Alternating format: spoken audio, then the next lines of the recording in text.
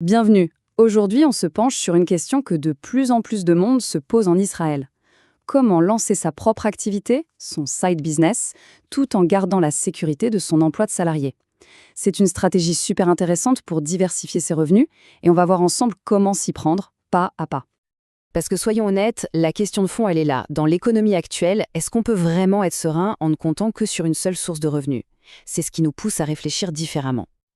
Alors, voilà le programme qu'on va suivre. D'abord, on va voir pourquoi c'est une bonne idée d'avoir un deuxième revenu. Ensuite, les bénéfices concrets de l'indépendance. On verra aussi, et c'est un point clé, l'avantage unique d'être salarié pour se lancer.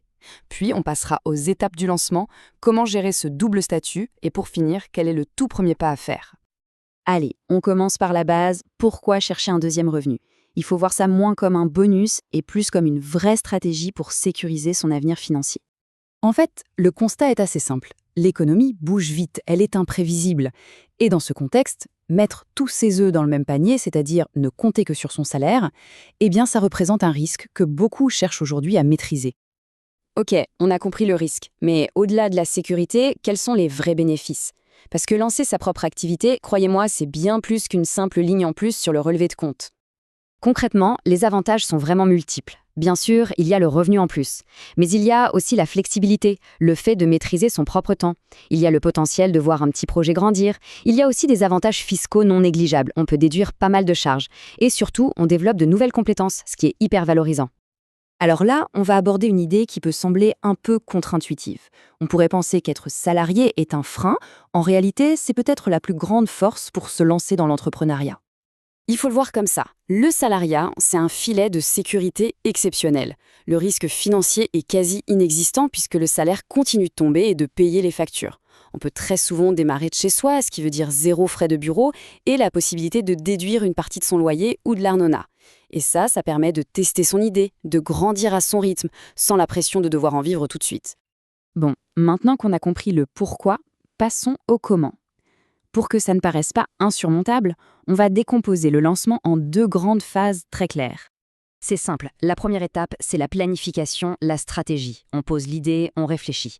Et la deuxième étape, c'est la concrétisation. C'est là qu'on s'occupe de la paperasse, du juridique, du fiscal pour que le projet existe officiellement.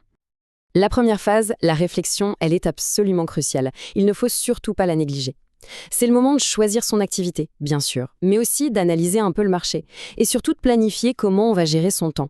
Un projet qui a été bien pensé dès le départ a beaucoup plus de chances de réussir. Une fois que le plan est clair, on passe à l'action. C'est là que les choses deviennent officielles. Et face à l'administration, un conseil. Il est vraiment essentiel de se faire accompagner par un expert. Ça évite les erreurs, le stress et ça fait gagner un temps précieux. En Israël, il y a 3 administrations incontournables quand on se lance. Il faut s'enregistrer auprès du Massa Haknassa, qui gère l'impôt sur le revenu, du Maham, qui gère la TVA, et enfin du Bitoach Leumi, notre sécurité sociale. Alors, le statut le plus courant pour démarrer, c'est celui d'auto-expator. En gros, c'est un statut d'entrepreneur qui est exonéré de TVA.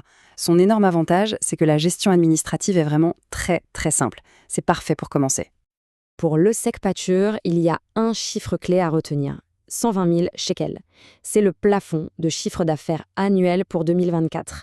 Tant que l'activité reste en dessous de ce montant, on peut garder ce statut super simplifié. Et si on dépasse ce plafond ou si on exerce certaines professions réglementées, on passe au statut suivant, l'OSEC Morché. Là, on change de catégorie.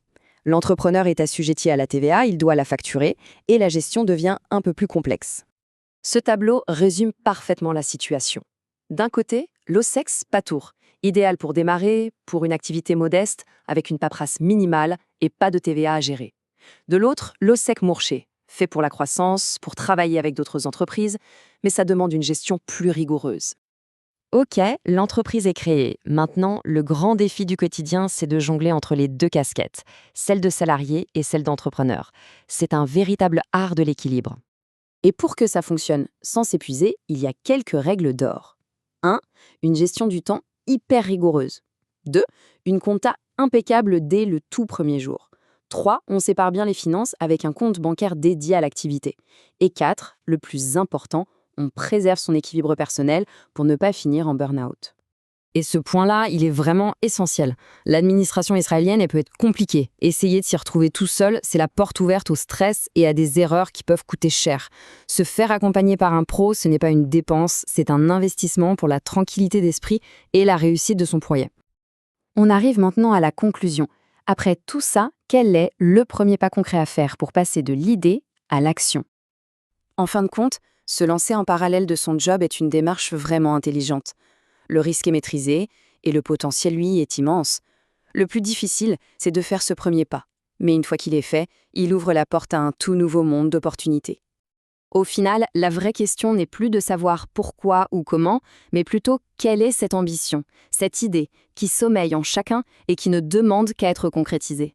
La porte est ouverte.